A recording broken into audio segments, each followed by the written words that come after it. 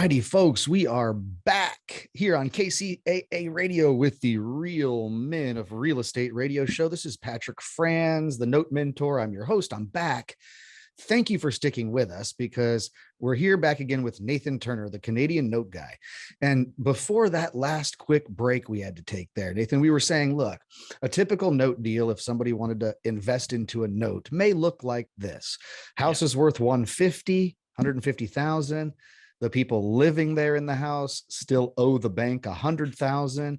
And let's just say, for argument's sake, we're able to offer the bank 75,000 cash today so that they'll let us take over that $100,000 worth of debt. So these notes, this debt we're buying is purchased at a discount. Can you elaborate? Because people always say, well, why would a bank or a fund sell the debt at a discount? Aren't they taking a loss? Time value of money. Is $75,000 worth it today for the bank to go out and lend it to somebody else? Yeah, it really is. So they're willing to take a bit of a haircut today so that they can get that money back in so they can put it back out to work in another place. And that's for the bank. And then if you're talking about private sellers, that's a whole other ball of wax where you've got somebody who did this privately and they think, well, $75,000 today, that means I could whatever, do the renovation on my house I've been waiting to do, send my kid to college, take this vacation, start this other business, the list goes on, whatever they want that money for. And $75,000 today allows them to do that versus $100,000 collected over time over the next 20 or 30 years. Yeah. So, I mean, hey, maybe they're collecting $750 a month mortgage payment on this thing. They've got great cash flow. It's a great asset, but they're thinking, gosh, my wife wants me, she's really on me to do this kitchen remodel at our house. And it's going to be about 60 grand for this kitchen remodel. And I need the money, right? I got to make the wifey happy. So they may just be saying, hey, look, I've got this note. They pay me $750 a month. There's 20 years left. But I'll sell it to you at a 20% discount because of the time value of money. You're giving me cash today for promised payments in the future, but I need the cash, man. I need to do this kitchen remodel. My wife's on my back and the kitchen's thrashed. I've got to do it, man. So here, I'll sell you the note. And so it doesn't matter. There's 100 different reasons why notes are sold and why they're sold at a discount. And it's not for us to question. We're just in line to buy them if we're smart enough, right? And so you can collect that cash flow from the real estate without owning the real estate. It's really great. And it takes a ton of education. We were talking about it before to learn all of the intricacies involved with being comfortable as a note investor, knowing what you're doing. Or you can invest into a fund, right? And trust a manager like you and your team that have done this for years and just look, let me team up with an expert and get a good return. Now, if someone gets into note investing as an expert and they take the time to educate themselves and go through all that they need to go through, they can probably make a bit of a higher return than they would being involved in a fund investment, right? And there's a give and take there, right? There's a give and take. Yeah, you can make a little bit of a higher return if you do it on your own, but you have to have the education, accept all the risk, and go and do all the work. A little bit less return, and maybe you can rely upon someone else's team to do the heavy lifting and really, really collect passive profits, right? So let's go through that a little bit, Nate. So I talk about the 5 rungs of the ladder. I don't know if you've ever heard me say that before, but the 5 rungs of the ladder in the note business is like at the bottom rung, people broker notes because they can make quick cash. So they can get a note seller and link them with a note buyer, make the introduction, make a quick broker fee, right? That's what brokers do. Most people step up another rung on that ladder and become a note investor because they finally have 20, 30, 40, 50K somehow, somewhere. And they go, I'm going to buy a note and actually invest my own money into a note. I call the next rung above that professional note investor. We give them the professional title because they're able to purchase more and more notes using other people's money, separate from a fund. And there's certain different ways that can be done. I say maybe you'd graduate up to a note dealer and make it a business. And maybe you want to sell 5 or 10 or 20 notes a month and have it as a business that way. And you could do that. Probably need an office, probably need employees, the whole nine. The highest rung, I believe, on this ladder is to be a fund manager, meaning you start a legal fund. It does cost money. It does take an attorney. It does take some time, but you put together a legal fund. It allows you to raise money from several different individuals to have a certain amount of stockpiled cash so that you as the fund manager can go deploy that into note investments like you're good at and churn a nice profit for yourself and also for the people involved in the fund. What does the fund return look like? So if somebody says, you know what, I don't want to be a pro at this, I'm just going to invest 100 grand with Nate into his fund. Yeah. What's the return potential for those folks? So for my fund, and this is just my fund. There's several different funds out there, and you can go look around if you'd like. This is what I do, and I think it's a good way to do it. So I'm paying out my investors a preferred 8% return, and what that means is the investor gets paid first. So I've got a 1% management fee in there as well, but again, that comes after that preferred 8% return.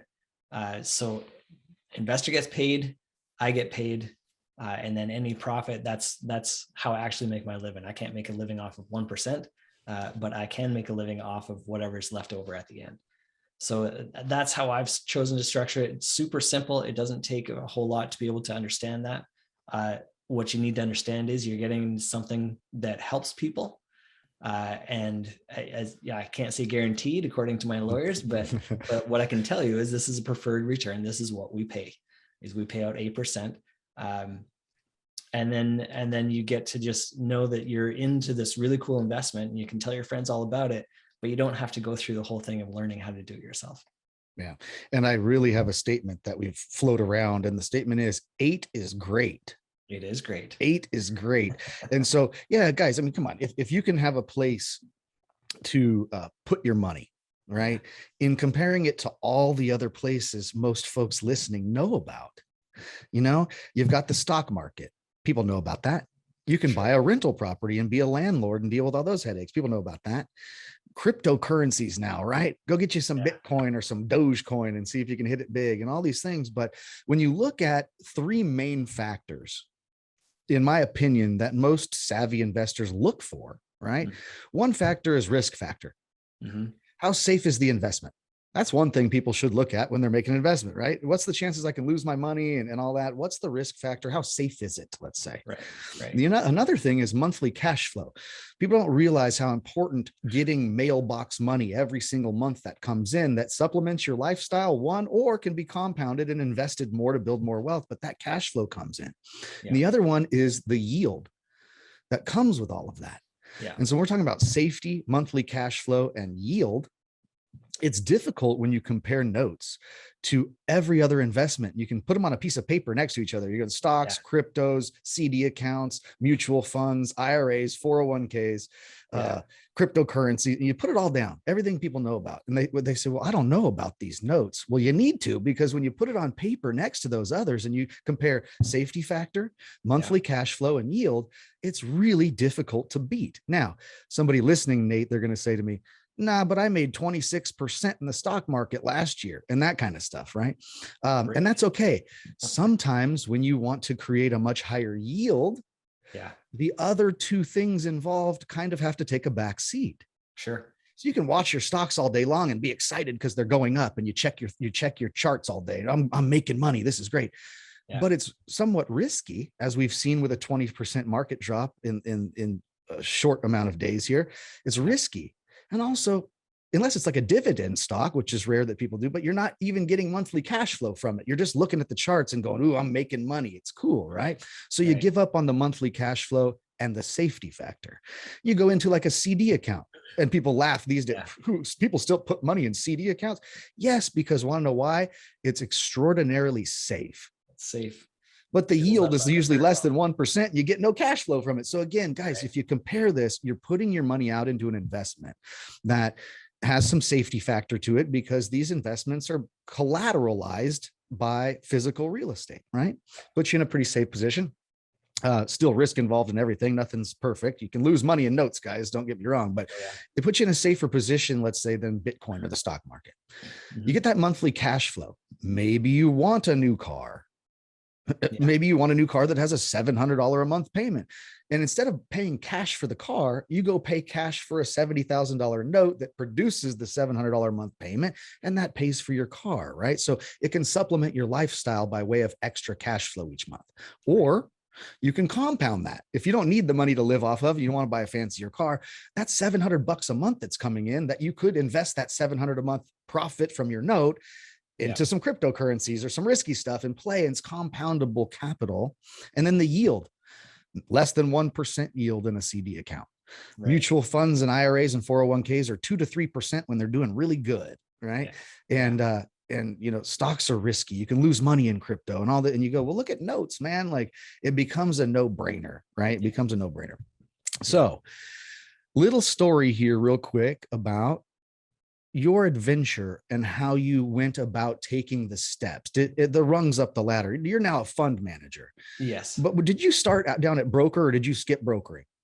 I did broker at the same time as number two, where I was kind of getting going on my own. So I did those two kind of at the same time. So I was brokering just for some cash flow, quick, easy cash flow. And then I was buying on my own to see what I can do and to gain the experience that I needed to be able to then pitch it to others and say, no, really, this works. I've done it myself. And so you can trust me with your money. And then that's kind of how that progressed. And then it starts out with friends and family. My brother-in-law was one of my first investors, and other people that I knew here locally. And then it just starts to grow. And then I'm starting to speak about note investing to others at note conferences. And then actually even more, I don't know if it adds to the rung of the ladder, but it's an out hanger at least. So I bought a conference. So one of the conferences that I've been attending and speaking at for years, now I own the conference. So I get to put that on, which is really exciting. What conference is that? That's the Diversified Mortgage Expo. And the next one won't be until next year. So it's early to start talking about it yet, but save the date. It'll be probably end of March, early May. I'll set a date here in the next few weeks and we can let people know. And I mean, that's how you got fantastic. started. That's how you got started. You had to go to those events and get around the people that were really doing it, right? Yeah. And then you got into brokering. You brokered a Yeah. few notes for some cash flow. You had a little bit of money, so you started investing into notes. Mhm. But it comes down to running out of liquidity very quickly, right? Yeah. I have this story about a guy that comes to me with 500,000 liquid, and I go, "Cool, we'll buy you 5 notes for 100 grand a piece." And now your money's deployed. And so what next, right? And so it doesn't really matter how much money you start with, because you can bring this amazing investment vehicle to other people to benefit their lives and to help yourself at the same time, make it a win-win. So that's professional level of where you're helping other people get into note investing by leveraging your expertise and allowing them to fund one of your deals, right? Yeah. Yeah. And then I don't know if you ever became a note dealer, right? Where you're maybe buying into your own portfolio. You have, because we've bought notes a little bit. You bought a note into your own portfolio. You held it on to it for a couple of weeks or a couple of months or whatever, and then flipped it back out of there for some spread or some profit. So you've done note dealer. So here's all the rungs of the ladder. Then you go, you know what? I've made all the connections. I know what I'm doing. I know the right people. I should do a fund. Why does that come about in your brain? Why does it say, I'm going to do a fund now? Well, there's a few different reasons. On the investor side, I can take out the roller coaster adventure, and the adventure is fun and it's exciting and it can be great. There are also those pitfalls, and there's also those times when that deal didn't go the way we expected it to. And so that's all fine and good. And that was a great way to continue to learn and kind of perfect my systems and everything that I'm doing. But I'm at a point now where I want to be able to give my investors something that they can predict, and they know exactly what's coming, when it's coming, and it takes out that roller coaster ride. So it's admittedly, it's a different kind of investor, where the guys that want to do it themselves and the guys that like that adventure and that up and down, great, that's awesome, and have at her. I'm done with that part. I just want to give the investors just that nice, easy ride. Boring is profitable, and there's nothing wrong with profit. And so that's fun. On my side, administratively, it's a lot easier. So instead of trying to manage for several different investors, different reports and different everything going on, now everything's in one bucket. So I'm much more efficient in what I do, where I can just operate everything just out of one pool. Yeah. And talk about, guys, passive income. Well, I don't think there is much out there. People claim passive income all the time, and passive income always takes a lot of work. It's not as passive as people. This is pretty passive, right? And so we're going to take one more quick commercial break here. And folks, don't go anywhere, because when we come back, we're going to get more into this fund, how you can be a part of it, how you might be able to get a hold of Nathan Turner, the Canadian note guy, maybe get involved with him in some of this, who knows what. But don't go anywhere. You're not going to want to miss the last segment. Be back shortly.